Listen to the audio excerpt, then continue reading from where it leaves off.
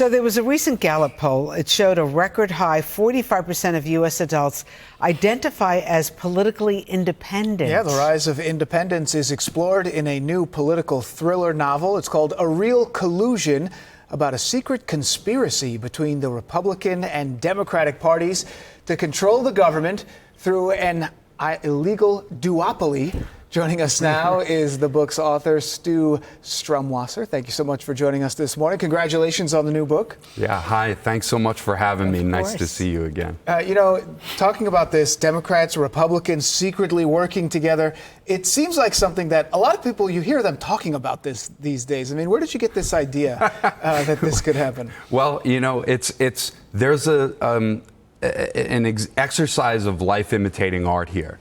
Right. I wrote the first draft of this book about 12 years ago, and I had been sitting on this idea for a long time. So what I do is kind of unique. I write thrillers that are about specific socio-political issues, in this case, broken government. So let me break it down real quickly by saying this. I don't really think the government functions that well anymore. Right. So you quoted that statistic. Let's back up for a sec. In the last Congress, they passed 274 laws. That's about half of what they did 50 years ago, and it's the lowest number in 100 years. But like Rosanna said, it's incredible. 45% of Americans identify as independent. It's 55% of Gen Z. So young people really? Today, yeah, it's crazy. I would have thought those Gen Z kids are going more in the socialist category. They're not. It's really interesting. When we turned 18, well, I'm a little older than this guy. Just a little bit. You basically did whatever your parents did. If True. they were Democrats, Republicans, you joined that party, right? Today, 55% of kids don't want to be part of either of those two parties. And yet, out of the 535 members of Congress, independents like myself are represented by 3. We're literally half the country, but we have almost no representation or voice in our own government. And I think that the average American, independents or members of the parties, have basically come to accept there's nothing we can do about it. Things could never change, right? Well, especially in New York, I was an independent.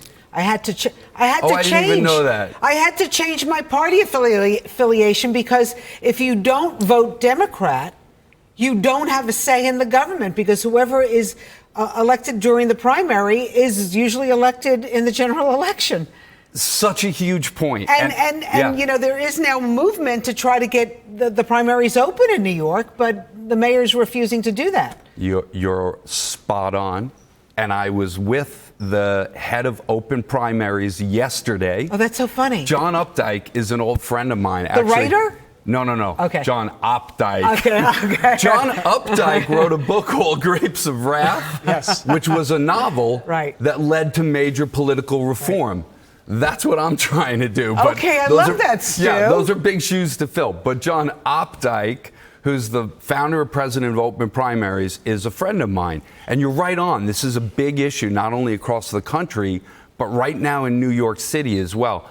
I'm an independent. I recently turned 60 years old. I live in what is supposedly the greatest democracy in the history of the world, and I have never been able to vote. Think about that. The candidates are chosen in primaries. In many states, including the one that I live in, I'm not allowed to participate. And then, when the general election comes, like you just referenced, I live in a state because of the Electoral College, which was invented 1 million years ago and doesn't exist in any other country in the world. My vote is completely irrelevant, right?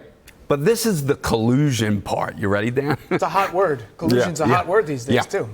The real collusion is those two major parties, which I think are comprised mostly of pretty good people, right, in a system that just doesn't really work well.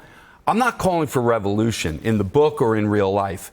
I want to see incremental change that will force these guys to stop voting party over country. They have turned into two little teams. They're like children fighting over the remote. And when one guy gets the remote, instead of watching his show first and then we'll watch yours next, they do everything they can to blow up the TV. And that doesn't make sense, because at the end of the day, Of course, there's good and decent people in the Republican Party and the Democratic Party, right? They seem to have forgotten that at the end of the day, we're all American, right? So I think you guys might be interested in like a couple of ideas for solutions. Sure. Yeah. So I have two big points that exactly what they do in the book is exactly what's happening in real life right now. Number one, if 45% of us are not a member of either of those parties, I deserve to be heard in my own government. I mean, that's why we left England 250 years ago. I think we need to get some independents elected into Congress. And this is very realistic, and it's also very possible this year. In 2026, it's going to happen for the first time in 50 years. So in the last 50 years, only 2 independents have been elected as independents. There's been a couple that have switched parties. Bernie Sanders, Angus King, right? This year, we've got 2 guys running for Senate and another gentleman running for Congress who I literally think are going to win. And then my friends or the associates I talk to about this stuff, I'll wrap up. I ask them, they'll ask me, what's the difference if we get 1 guy, 2 guys? They get 2 in the book, and it leads to the beginning of a movement that is transformative. In real life, Jim Jeffords switched parties 25 years ago, and it flipped the Senate. Wow. Okay, listen, it's a great political thriller. It's out right now. You can get it Amazon. Every online bookseller. A Real Collusion by Stu Strumwasser. Thank you so much for being here. We appreciate it. Stu, appreciate it. Thanks so much. Okay.